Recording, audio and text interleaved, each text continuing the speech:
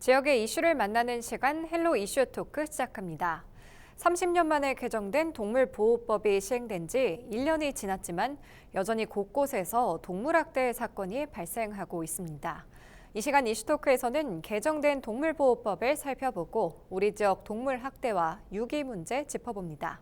권기창 안동대 한국문화산업전문대학원 교수와 함께합니다. 안녕하십니까? 네, 안녕하세요. 네, 반갑습니다. 반갑습니다. 네, 우선 30년 만에 동물보호법이 개정됐는데요. 네, 어떤 내용이 개정된 건지 짚어주시죠.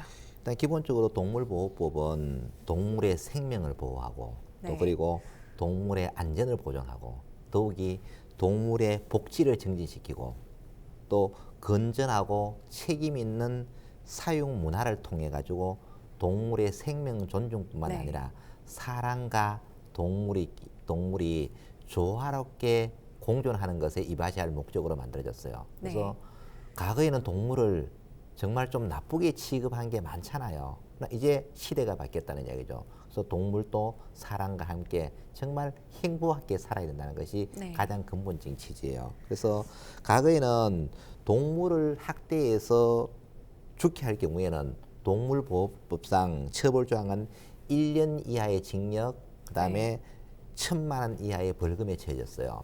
그런데 이것이 2018년 2월에는 어떻게 되느냐면은 2018년에는 2년 이하의 징역 또는 2천만 원 이하의 벌금으로 강화가 됐어요.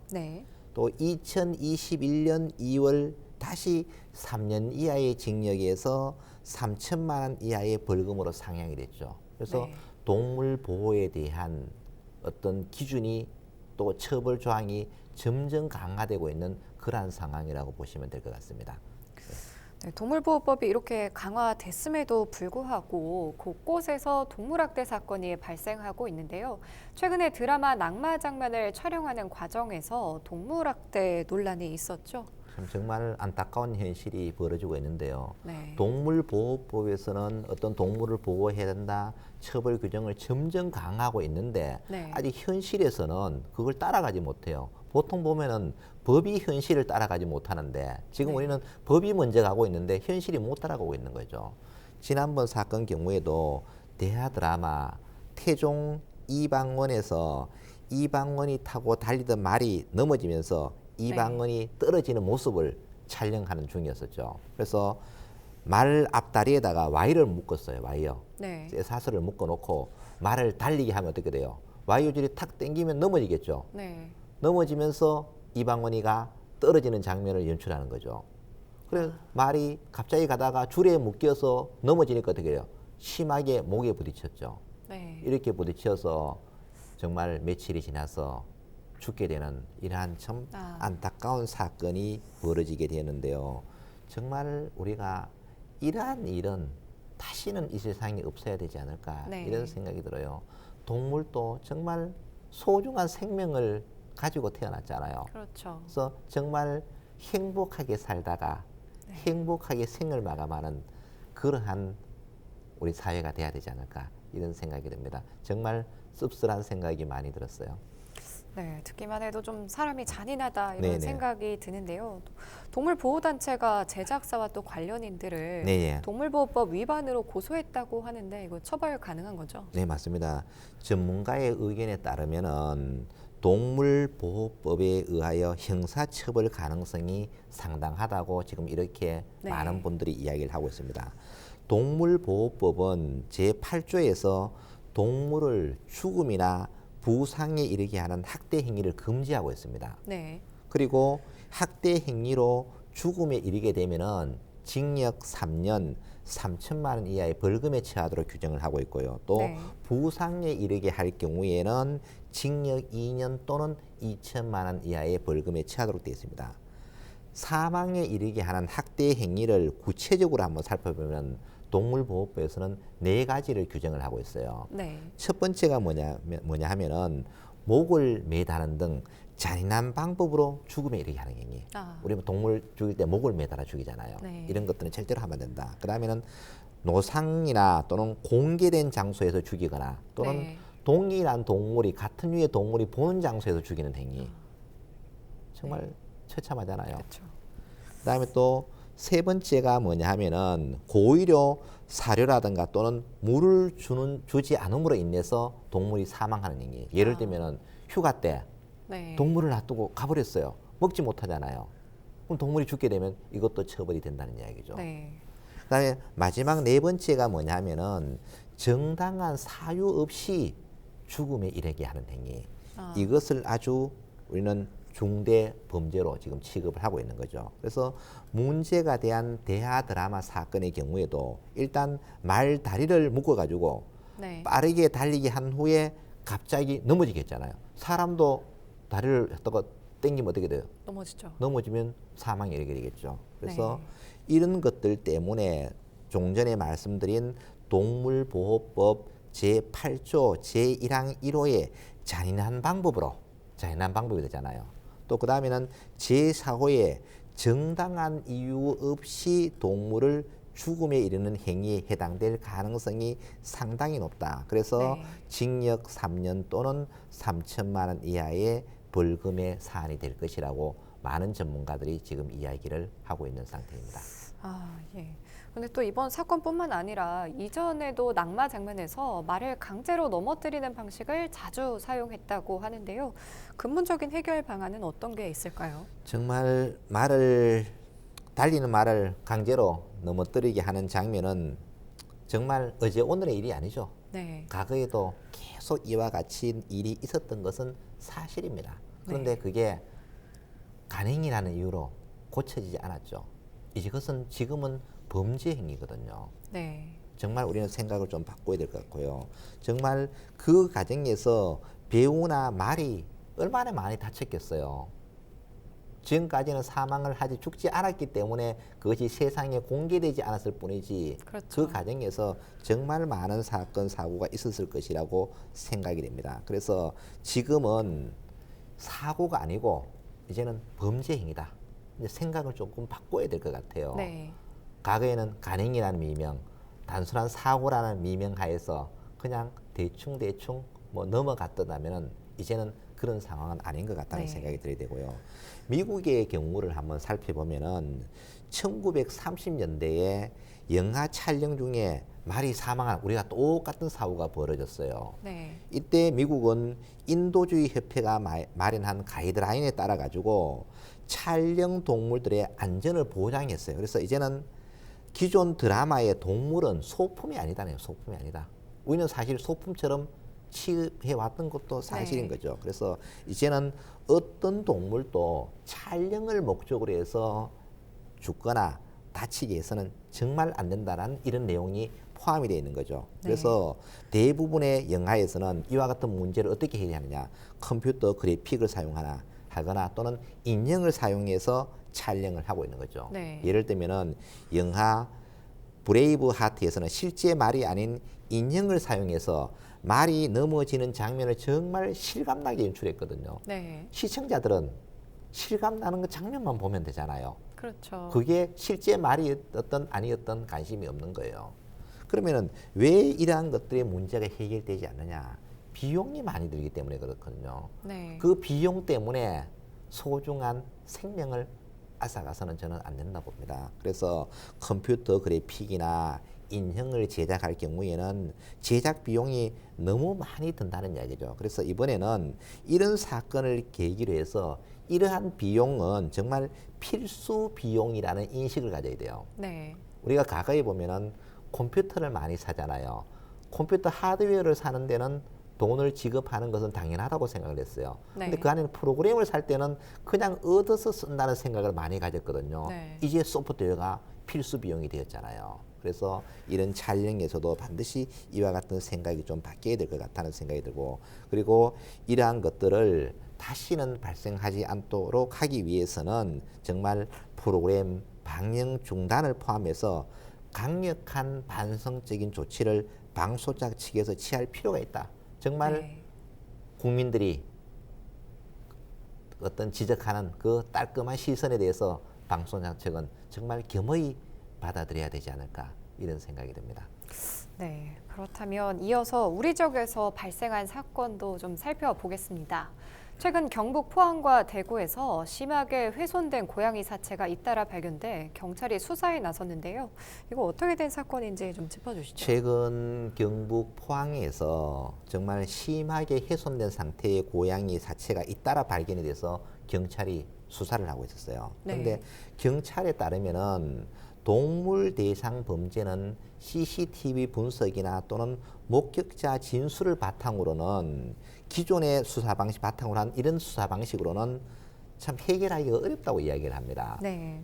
그래서 대구에서도 길고양이 학대 의심 사건이 경찰 수사를 하고 있었어요. 그래서 네. 지난해 6월에는 대구 달서구에서 훼손된 고양이 사체가 연이어 발생해서 경찰이 수사를 하고 있지만 아직까지 용의자를 특정하지 못하고 미제 사건으로 종결 처리가 되어버렸어요. 네. 또 지난해 11월에는 대구 동구에서 새끼 고양이 4마리가 죽은 채 발견이 됐습니다.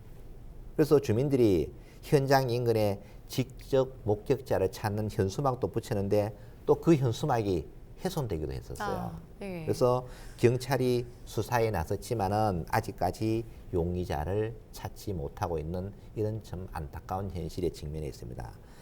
또 이에 또 온라인 중심으로는 또 어떤 것이 펼쳐지고 있느냐 하면은 범죄와 관련 동물 학대 범죄와 관련해서 경찰 수사망을 피하는 방법이 지금 공유되고 있는 거죠. 예. 참 어처구니 없는 일이죠. 그러네요. 그래서 이러한 문제들까지 지금 학대가 되고 있으니까 참 이와 같은 문제에 대해서 참 해결하는 방법이 쉽지는 않을 것 같아요. 그러나 어쨌든 이 문제는 해결이 돼야 된다. 그래서 현재 온라인 중심으로 이와 같이 학대되는 이유는 뭐냐 하면은 네. 어차피 경찰이 못 잡는다는 얘기죠. 아, 못 잡으니까 범죄 행위를 해도 별 죄책감을 못 느끼고 있는 거죠. 네. 처벌이 된다면 그 경각심이 배가 되어서 이런 문제가 좀 줄어들 텐데 그러하지 못하는 것이 아쉬운 거죠. 그래서 그럼 이렇게 되는 원인이 뭐냐라는 이야기죠. 경찰이 동물 대상 범죄를 전담하는 수사팀이 없어요. 또 그리고 네. 과학 수사도 동물 범죄에는 적용되지 않아요. 그래서 이제까지는 단순한 CCTV 분석, 목격자 진술로만 하다가 보니까 이제 큰 효과가 없었던 거죠. 네. 그래서 이제는 경찰에서도 동물 범죄를 전담 팀을 확보를 해서 정말 좀 조직적이고 과학적인 수사를 해야만 이 문제를 해결할 수 있지 않을까 이런 생각이 듭니다. 그래서 지금까지 했던 방법으로는 동물 학대 범죄를 근절시키기에는 많은 문제가 있지 않나 이런 생각이 듭니다. 네. 이와 함께 또 시민들의 의식의 전환도 좀 필요할 그렇죠. 것 같습니다. 시민들의 의식 전환이 무엇보다 중요하죠. 범죄 이전에 네. 정말 시민들이 이렇게 해서는 안 된다. 이런 생각을 많이 가져야 될 것 같아요. 네, 그렇습니다. 그리고 또 개정된 동물보호법을 보면요. 이달부터 목줄과 가슴줄 길이가 2m 이내로 제한되는데요. 이거 왜 네, 맞습니다. 시행하는 건가요? 사실 개에 물린 사고가 상당히 많거든요. 그래서 네. 개에 물린 사고가 잦은 탓에 목줄이라든가 또는 가슴줄의 길이 조절은 물론 입마개 착용을 요구가 끊이지 않는 상황이었어요. 네. 목줄도 착용해라, 입마개도 착용해라.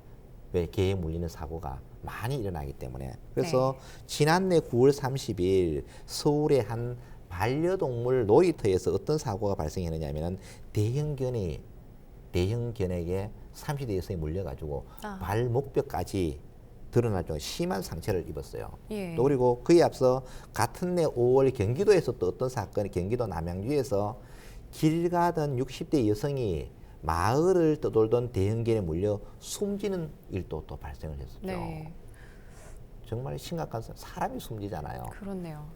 그래서 국회에 농림축산식품해양수산위원회에서 더불어민주당 윤재갑 의원이 농림부와 소방청으로부터 작년 9월에 제출받은 자료에 의하면은 하루에 6명이 개에 물리는 사고가 난 것으로 집계가 됐어요. 네.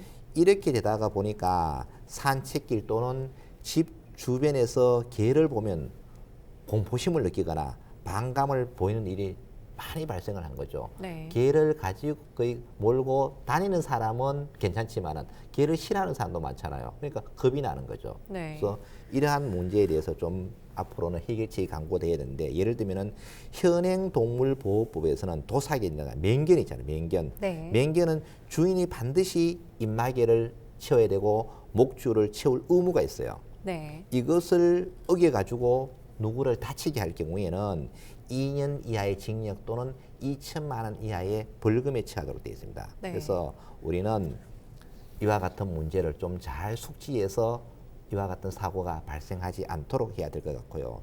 또 이번에 개정된 동물보호법 시행규칙 개정안에 따르면은 목줄, 가슴줄 길이를 2m 규정을 최초로 위반할 경우에는 벌금 20만 원을 내야 돼요. 네. 또 2차, 3차 적발 시에는 각각 30만 원 또는 50만 원의 과태료를 부과할 수 있게 되죠. 네. 그래서 이와 같은 단속은 누가 하느냐면은 지방자치단체가 하게 됩니다. 그래서 반려견을 키우는 게 주민들로서는 목줄이라든가 가슴줄의 길이가 2m 이하로 제한된 데서는 네. 키우는 입장에서는 또 많은 제약이 따른다.